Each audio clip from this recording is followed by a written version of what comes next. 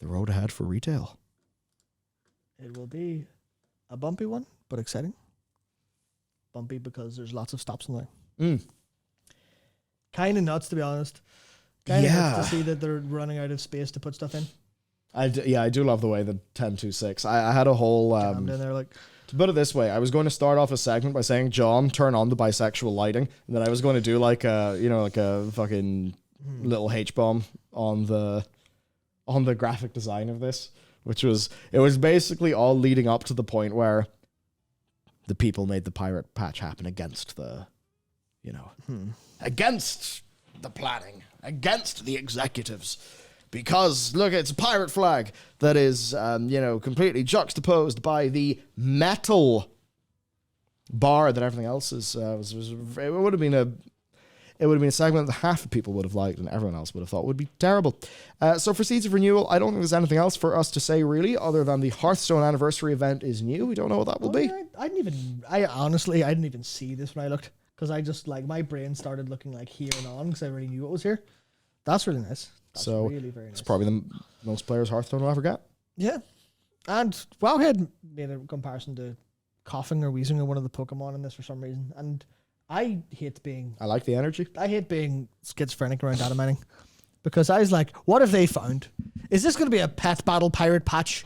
I'm going to be so mad if it is. And then I went, if they data mine something, they would tell us. So yeah. So maybe it's just maybe it's just a Pokemon head joke. Maybe. So is it it's a Night Squall? Probably not the Night Squall, but it's probably like a Pirate and Naga related patch. Just because they were there and they'll be in the future. And with the Harbinger stuff coming in 10.2.7, it would make sense them to start talking other things about that. The other thing is, as Miko T brings up, could the flag be hardcore for retail? Hardcore for retail sounds like a horrible idea, but at the same time, if the implementation isn't difficult for them, if they can spin up a server and not really worry about it too much, and they have the rule set and they port whatever code over, then it's basically a pretty big win to just go. Shit though. It would be shit, yeah, but it's an option. And a shit option does more damage. I don't think so. Now I'm coming from this from the perspective of someone who, I play an awful lot of indies and roguelikes and Metroidvania stuff. And if you have a really out there option that's just kind of cool, you're gonna have super fans enjoy it, and everyone else will be like, it's not really for me. So I think there's a potential for them to go, well, what if we just do this real quick and it doesn't take much time, it's not super expensive on us, we just spin stuff up. That's fine. I don't think there's that much to lose, especially if it's framed as like a side thing. Now, obviously there'll be a lot of people annoyed if they, hit 70 and then die to some absolute nightmare or some impossible thing or some bug or something stupid, but I think that's kind of part of it. And especially if you have you can port your character over to a real server now, then that might just be a way to people level with having a little bit more fun involved in it, I think. So I think it wouldn't be a terrible idea. I don't know if it's there, because I definitely feel like looking at it, you kind of go, well... Here's the thing though, it's a patch. Yeah. I like this as a patch, I feel like it's... Hardcore Modern would, I think, have such a small demo. That, I don't know. I don't think it's that. Yeah, I don't think it is, but I could definitely see why people think that. And I could see a world where it does actually happen. I imagine it's literally just a surprise patch going, hello, there's pirates and cool stuff. And it might even have a very specific, what do you call it? Well, a very specific, new game mode stuff. Season 4. Yeah. Season 4 is not just going to be and then one day it was Season 4. Season 4 is going to have a patch. The way they do this, patch comes out, 1 week later, season starts. Yeah. So what if, the contents of the pirate patch are then thematically tied into Season 4? So that it's a cohesive experience. Instead of Fated, it's because it's not Fated, Pirate it's Assaulted. Dragonflight Raids revisited. Pirate Assaulted or something. Obviously they'd have something good rather than Pirate Assaulted, because what the fuck? No, Under Siege of New York. Plundered. I don't know. Plundered Raids. Go for nah. Yeah, we'll workshop something better. Yeah. Hope they have better internally, but yes. We don't know what it is. One way you could do it is to do Night Squall. There's also Pirates Naga, which could tie into like Ashara. Ashara Zalatath have obviously, got a bit of a situation between them, given Zalatath's blade was a core part of the plan with Ashara, and then N'Zoth made the deal with Zalatath to get her out of the blade so that he could have the blade, which was then going to go to the Horde player or whatever, and then to Sylvanas. God, BFA. And then Wrathion got it and blew N'Zoth up? No, Ashara gives it to Wrathion. Yeah. Because Sylvanas was going to give it to Ashara, then Ashara was going to use it to kill N'Zoth, but then we defeated Ashara, preventing her from killing N'Zoth, meaning that, this only happened after we completed the Crucible of Storms, which meant that we passed N'Zoth's test, which meant that he knew we were going to defeat Ashara. And then Ashara has the blade, and she gives it to Wrathion. Somehow she has it while she's being tortured in Ny'alotha.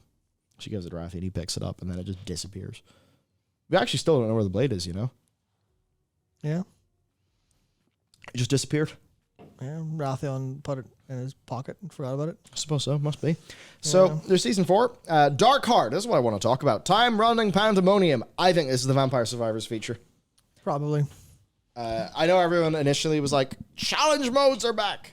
Number one, I think that would be really mid. And pretty mid, yeah. Nonsensical for a patch like this, so I don't think it's that at all. Also, there's some data mine gear that was called time running gear.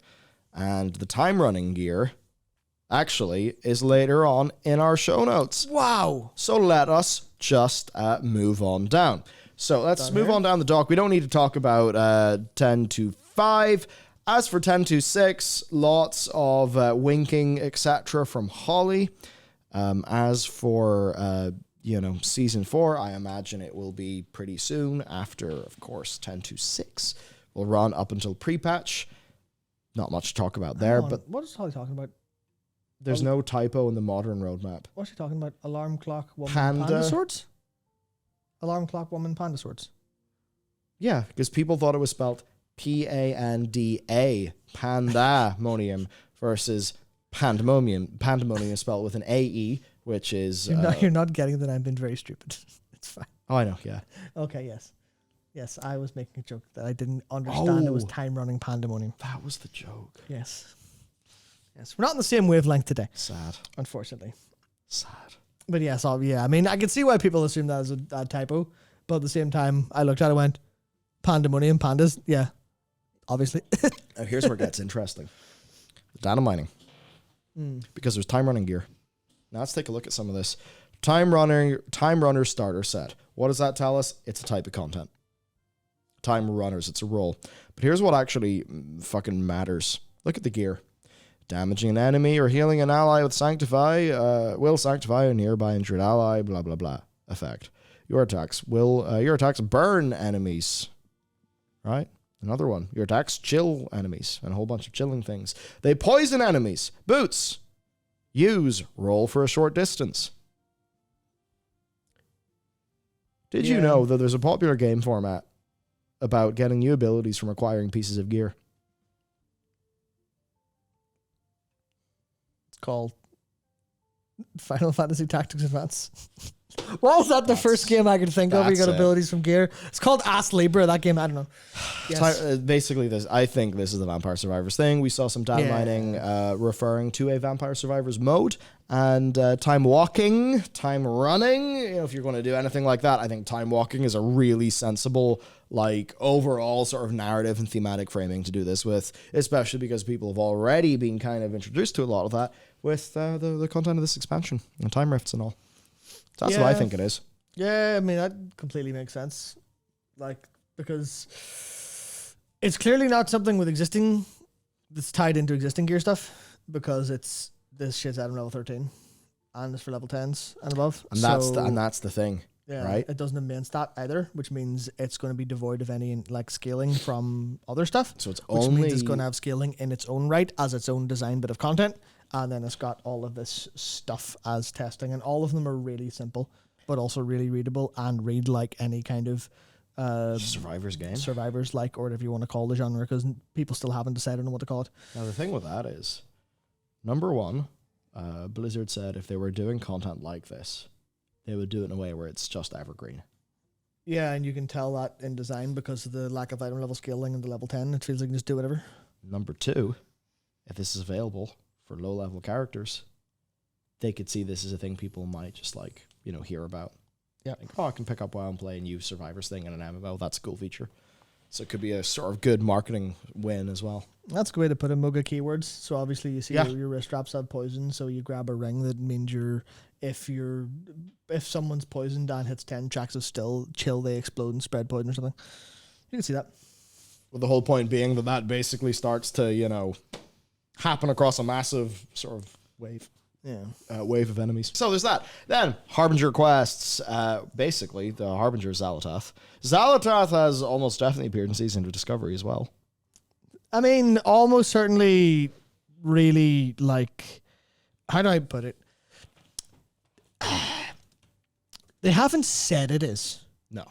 but they might as well have in every meaningful way, Yes. because there's a shadowy figure with a pointy dagger in every time, and they're level 63 and all sorts of things where it's Xal'atath. It's Xal'atath, and as like Jared put in one of our lower walking podcasts, it was described as found photos in terms of how it fits into lore. Not an alternate timeline, not a retcon, not something different, but found photos as if this was here at the time, you just didn't realize it. Described as? Found photos. No, I haven't By done method. the content yet. When you say described as found photos, what do you mean?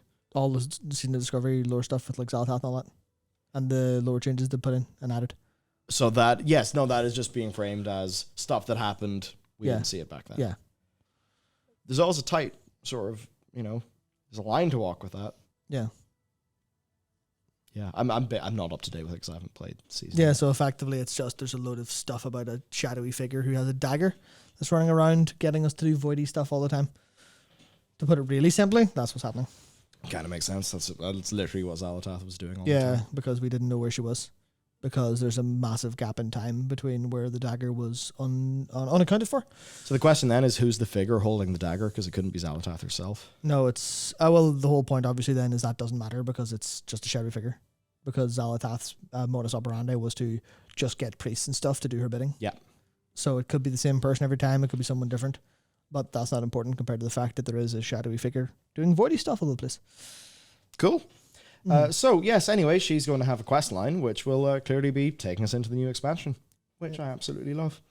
The one thing that WoW has always struggled with, basically, is just its A-plot, because you go to the zones of a new expansion, and it's all just local things. They often do struggle to sort of weave the A-plot through that. Dragonfly suffered from that, I think, extremely. Very badly, yes. Very badly. So, yeah, that they're actually doing this, I think, is really good. There's not that much else to say, really. New holiday event. Could be some data mine. Oh, there's some data mine masquerade or rainbow-themed holiday prop items. Who knows? Yes. Troll Masquerade's Draenei Heritage. Yeah, that'll be fun. Yeah. I see a lot of people preemptively getting upset because troll lore is something that's been particularly undercooked in a bunch of ways and maybe not as the most respect, but I'm assuming that they'll do it completely fine because they haven't really done anything horrible. Even like at least recently, we'll see how the reclamation of Gilneas goes, Yes. but I'm assuming that's completely fine and on board and above board and everything because I just sort of trust them now. I trust the quest team to do what they're supposed to do, especially after 10-2. We're obviously in the grand scheme of things. Bunch of issues, bunch of problems. But when it came down to filling in the details for the player experience, Belemeth is beautiful and people are mostly happy with it. And the Night Elves have a nice stopping off point. So I think then, obviously, how do I describe this? The person on the team who posted with Draenei on Twitter all the time posted something to the effect of, I guess, or I wonder who's doing the Draenei heritage, and then asked people's favorite Draenei characters. So I think everyone's completely going, the Draenei stuff is going to be sick as hell. No two ways about it. People are a little bit concerned about the troll stuff, but I don't think there's much to worry about, realistically, because I think people are loud enough about all of the criticisms. And Blizzard's like their Quest team and stuff are pretty good at taking that stuff on board recently, so I can't imagine there'll be anything too wrong. Obviously, I still have gripes over the Night Elf heritage, but it was a bit misguided, but it wasn't horrible. Yeah, it was more than anything misguided. Yeah. Because like they did show an understanding and knowledge of loads of past lore in it. Yeah. That's why I would say misguided. So we got that. That is our last patch until, of course, we hit pre-patch. Pre-patch, I suppose, likely will be a 2-phase affair. First 2 weeks, systems changes, that sort of thing. Final 2 weeks, content. That's how it went down most recently in Dragonflight. Then, Alpha, Winter, Spring, 24. Beta, Summer, Spring, or Spring, Summer, 24. Then, pre-patch, which will be in the summer, which, of course, will bring your world events, warbands, dynamic flight, guild updates, just all those systemic things that game version 11 will have. And then, obviously, actual content comes per their thing, summer, fall 2024. What I will say, right, take a look at the graphic again. And if you look at the metal bar, you'll see that the metal bar is in fact notched. Now, you can only see 2 notches. You should be able to see 3 because 1026 is covering one of the notches. But if you look at the... Huh? Where is it? The notch is under the flag. How do you know? Can't see on the flag. But take the midpoint of War Within. It's late summer. So... And... Summer ends the 22nd of September. Q3 ends the end of September. And a lot of our thinking about timelines has pretty much put mid-August onward being super viable. Yeah, I will... Even in terms of Season 4 duration as well. So I will give the caveat that whoever put this together probably wasn't looking at where this falls directly in the middle of that to go, well, this is where this is the date for the patch. They probably weren't thinking this. It was probably just graphic design fired together and then given a once over. Like, the shit's got to be approved? It has to be improved, but they're also not going to go, well, no, actually that needs to be 2 pixels over because it's the 20th. But yeah, you're right. Like, otherwise, all of the timeline does line up to add actual timeline. All of the thinking and planning and everything we know about times and how they're handling things does point towards that in every way. So should be interesting. Then, of course, story quests, new content system updates, blah, blah, blah for 10.05, what you'd expect, and a 20th anniversary event, and that is 2024. Basically, you see if we do get like an August thing, it would have 10.0.7 being something that could ship in December, but where it basically would make sense to delay it until the new year from like a dev perspective. So that's... that's how things are shaping up. I think it's a really strong looking year. Yeah, there's... I mean, compare this to any other second half of expansion year in WoW's history, and it's completely clobbered. Yeah, so I tweeted something to this effect, but if you showed me this a year ago, I'd laugh you out of the room. I would say, there's no way any of this gets made. Do you remember when we got patch 9.0.5, which had barely anything in it, patch 9.1, which was a content patch, that was bad, patch 9.1.5, that again was mostly fixes, and making some things not shit, but not necessarily, not new content. And then patch 9.2, Zerath Mortis. That's all we got in a year. Yeah. Technically 4 patches. Only 2 of them were content, really. Yeah, I remember that quite well, believe it or not, despite my best efforts. Big change. Yeah, and that's the thing where, again, like, what they've done this year has led me to believe they can do it. Not just in what they've actually done, but what they said as well. They kind of have everything on the money, I think, to actually make this happen. And it seems like, I don't really know. It just seems like everything is kind of sorted in a way. Now, we still have like we talked about last week at length, the fact that just because there's content been made doesn't mean it's always good, doesn't mean it's always perfect, doesn't mean it makes everyone happy. So they still have like, just making some content isn't the end all be all. But based on what we've seen them talk about with the War Within and their approach and their philosophies and stuff, it's like, even if everything's not perfect, it's improving. Each and every patch feels like they're getting closer to what they want to do and what they want to make and the experience they want, which makes it kind of like just a given. You're like, yeah, if the trend line holds, this will all release on time and be at least good, and might even sometimes be great. And depending on how 10.2.6 goes, might actually be, depending on how 10.2.6 goes, and depending on how time running goes, and depending on how well the warbands work, unless they horribly break, which I imagine they won't. It's like there's definitely going to be like something here for, how do I put it? A profound feeling of stonks up. A profound feeling of, oh, maybe this game can actually be very, very, very good, given enough time and given enough effort, because they now have figured out, like I said, they figured out how to make the thing.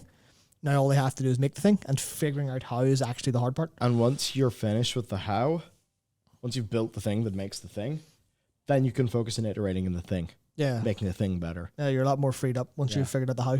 Because like everything takes institutional will. Yeah. Now that will can hopefully go towards quality of execution now that capacity has essentially been solved. Yeah. It seems. So as long as, like, as far as I'm concerned for my enjoyment of the game, as long as they can keep doing things like the time running, if that turns out pretty decently, as long as they can do things that are engaging in a fantasy kind of way instead of just a gameplay kind of way, because I have to say the world content in 10.2 not really vibing with it too hard, but everything else aside,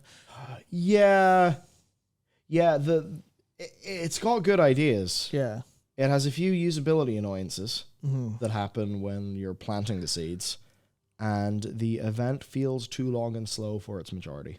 Yeah, so like there's definitely a lot of improvement to make there, but as long as they can keep doing the things that like are kind of exciting and figure out how their A plot keeps falling to pieces towards the mid of expansion. Researchers Under Fire is a way better event. It just got torpedoed by the problems that it faced. But like design wise, I feel like Researchers Under Fire was better. Yeah. At least fun wise, but its problems are very annoying. Yeah, interesting stuff. So, right, that is that with our roadmap. Look good. It looks good. Looks good. Yeah, I don't want to say we're back, but no, I do. We're back. Feels like we're very back. This We're all feels very good. very Obviously, well on our way to being very back. it has to not be shit. And if it's not shit, then we can truly be very happy because this is one of the stronger years for WoW. There is a lot going on for Classic, though, actually, in a way that I think will be more interesting to, to retail people. Because, like, Season of Discovery is, I think, more interesting to retail people than Classic was. Basically, I mean, hey, Cataclysm Classic! Let's go! You ready, Matt? Yeah. Yep. That's my experience. That's my feeling, even though I like... Yeah, no, I'm not interested in Cata Classic instead. And to be fair, I was interested in Wrath Classic, didn't play it. I was interested in TBC Classic, didn't play it. So maybe that's just time is me a problem, catching up isn't to it? me. Time is a problem. Yeah. So we got the Ruby Sanctum, big. Level 40, new runes, Nomergon, new PvP world event. I definitely feel like Season of Discovery updates are going to be kind of like the most important thing to people here. Like absolutely by a country mile. Self-found, hardcore. Level 50 new runes, new raid. That's a pretty good content cadence. Like, are people thinking Karazhan crypts? Are people, what are people thinking? Thing is, if they don't do a Scarlet Monastery, it would be completely insane. Yeah, so it's going to be one of those two. I mean, you can literally have Sally Whitemane as the final boss. That's good. Like, do you want money? That's how you get it. It's pretty simple. Yeah, just I don't know. Ask money to replay the fight. I don't know. Yeah, interesting that the level 60 has end game activities as opposed to new raid written down there.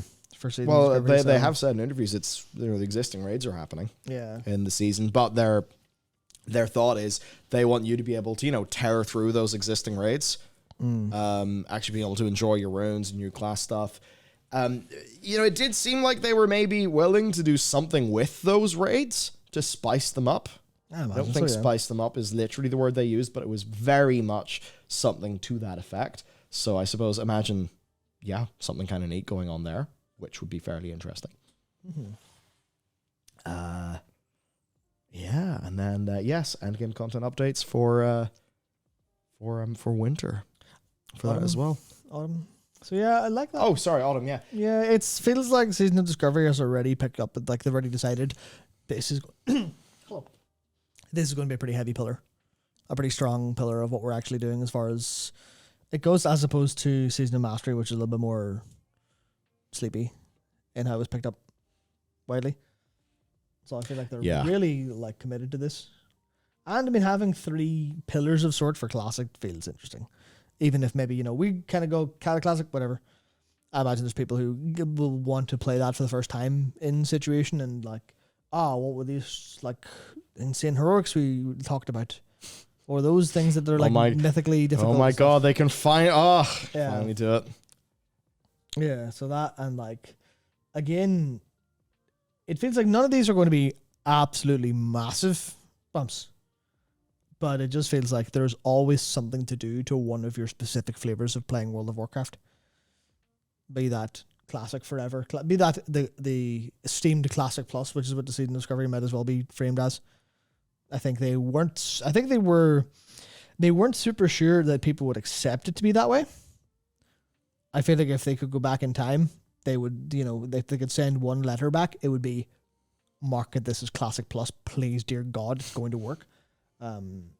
Although that might actually have poisoned expectations enough to make it not work. Interesting how that works. But between SOD and hardcore, kinda like Classic players are eating. They're eating. Maybe the food's not all that tasty, but they're eating. There's plenty of it. No, Season Discovery. Yeah, Season Discovery is great. Yeah, 100%. Yeah. So, I don't really know what else there is to add. There's not really much to speculate on because it's just good as shit. The only thing is what happens after 2024. Because, if they're going to do Season of Discovery TBC and what's it called? Do you really Mop think it'll be a Classic? season of that's what I was going to say. If you're willing to do a Cata Classic, surely you're willing to do a Mop Classic. Yeah. And surely one of the reasons why you do a Cata Classic is so that you can do the Mop Classic. Yeah, because Mop is good. So you have to. I imagine Mop Classic will be really good, but will probably get the least attention. Because that's what it's like with any things in Mists of Pandaria, such as monks being the least played class in WoW. Yeah, everyone has bad taste and is wrong. That is a universal fact. It just happens to be that way.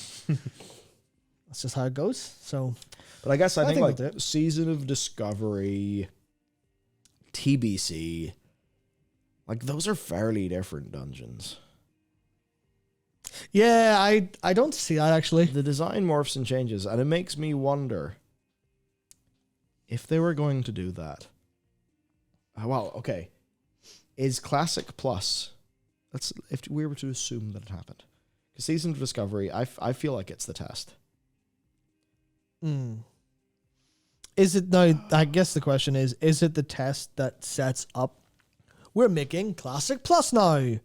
Or is it the test that slowly morphs into what Classic Plus is? In the sense that by the time we get to autumn there and it's Season of Discovery, when that's endgame content updates, is that us sitting there going, oh, Season of Discovery was it Classic Plus was the Season of Discovery we made along the way? Is that what it kind of ends up feeling like? Or do you think it'll be more likely them going, we could make this a bigger product that maybe has like its own specific marketing as like extra classic-y things? Because I feel like the Season Discovery stuff, it just works by itself more than fine, like, I think. But then it does leave you wondering, what will they be happy to not experiment anymore? Because they experimented with Mastery, they experimented with Hardcore, they experimented with Discovery. Yeah, it's like, how many more seasons can you do? Yeah, are they the going Season to of Mastery, it almost felt like the whole season idea could have died just then. Yeah, and you look at, well, what's the next Season of Exploration, and they add a load of areas or zones. You're kind of wondering, do they add a World of Warcraft randomizer? Now that would actually be sick. I would really be sick. I'm sure there probably is one. Randomizer as in. So, I'm glad you asked, Michael. Let me get my presentation. No. So, there's a lot of games that have, old games and roguelikes and stuff, especially in the Metroidvania-esque category or similar, have things called randomizers, which basically randomizes parts of the game. In most cases, this is item placement and acquisition of abilities and things like that. So, as an example, one of the most popular is probably Ocarina of Time. where Ocarina of Time has a randomizer that just puts stuff in different places. And there's versions where you can make it so it's unbeatable because you need X item to go into the area where X item is placed, which means you have to have insane knowledge of the game and be able to hack it and break it. Not literally hack it like computerized, but like you have to be able to figure out the like zone warp bug. But there's versions that are literally just, oh well, we've kept the logic so you can finish it, but you do things in different orders. You find items in different places, which means maybe by the time you go to like area like 8, you would usually have the item from 6 and 7. But to make it like easier design wise, not possible design wise, but you don't have that. So it does realistically change up how it actually feels and changes a whole lot of design elements. So there's a version of that where, you know, the way like quests have rewards. Yeah. What if quests suddenly had very different rewards? What happens to people who are trying to speedrun that? Or what happens to people who are trying to optimize their pre-bis, like the pre-raid bis, but their pre-raid bis doesn't work anymore because all the loot tables have been swapped around in ways that are interesting? What if there's that? What if you randomize in terms of level brackets? What if you turn around and say, Fellwood's 10 to 29? Like, in a way, right, it would be interesting. It does kind of feel like trying to get the last bits of toothpaste out of the tube. Versus like making some newer stuff or going full classless. Yeah. Could you imagine if they just did classless WoW? The World of Warcraft season of classless. Yeah. Crazy. That would make more sense. But I do think a randomizer is almost in the same way hardcore is, where what's hardcore? It's a little rule set change. Yeah. That drastically changes how you engage with the game. A randomizer could be similar enough, I think. And I imagine that like there's enough people on that team that probably play that stuff that they're likely thinking about it as like a possibility and likely have like tested it internally and things like that if they can do it, just because like that is a very it's not a super widely popular game mode, so it's not going to have the same impact as hardcore. But if they are actually like thinking, well, what's our next experiment, they could easily throw together a randomizer that actually makes it notably different, because your starting zone is actually Desolus or Eastern Plaguelands and it's level appropriate. And then you have to figure out where to go next, as opposed to following a leveling guide or route. Okay, yes. I also just noticed something when I glanced at the roadmap again. Firelands is done by the end of the year. Yeah. Cataclysm was so small, there's one more patch, then it's done. There was not a lot in the Cataclysm. They had severe production issues at that time. Oh yeah, because I forgot it was Bastion of Twilight first. Was it? What? No, it was Bastion of Twilight and the Alakir raid and Blackwing Descent all as one tier. Yes. So it had a really big launch, right, with its 4 raids. Then Firelands, then Dragon Soul. Done. Yeah, they just yeeted to get Mop in. Yeah. So like within 6 months, you're going to be essentially 2/3 of the way through its life cycle. No. Which, yeah, I guess that totally means Mop. They're accelerating towards Mop. I mean, if there's a direction you want to go, we will eventually return to Mists of Pandaria in all forms, because that actually was peak World of Warcraft, and people just didn't realize it at the time. Here's the deal. Dude, bro. What happens after Mop? They hit WAD. No. Now imagine. No. Hang on. They've planned it. Heat Death Universe happens at Mop ends. Hang on. They could do something with dungeons. I don't know if it means Mythic Plus, but then you're going to have a weird thing where now the modern audience gets interested. So yeah, I don't know. Maybe they just do call it at Mop.